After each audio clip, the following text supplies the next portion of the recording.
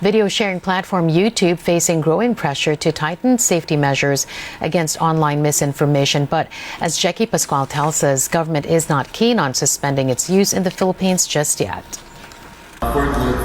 Information and Communications Technology Secretary Henry Aguda calls out online video sharing platform YouTube for not directly coordinating with the Philippine government.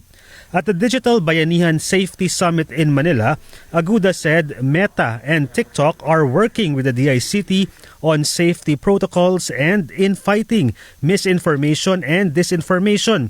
But YouTube is not.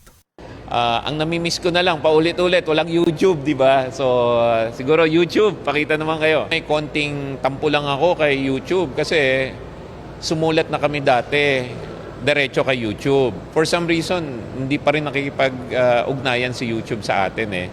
Aguda clarifies that YouTube owner Google is coordinating with the government, but he wants a direct line to YouTube and for the company to share its safety protocols.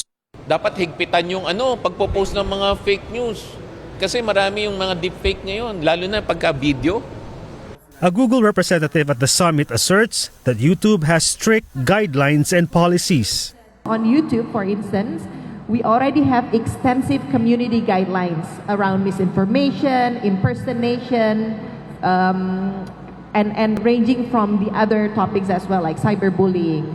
Aguda praises other platforms for their content moderation processes to protect Filipino users. TikTok, for its part, says it has banned violative videos and also implemented easy reporting processes.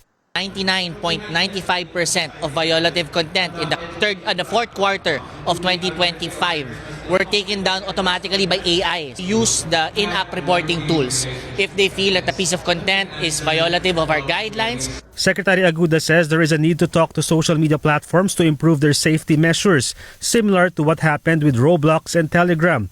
But he clarifies he is not issuing a warning of suspension for YouTube.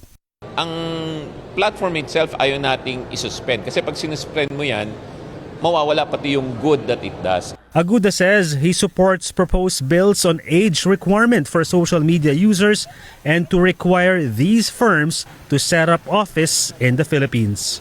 Jackie Pascual, ABS-CBN News.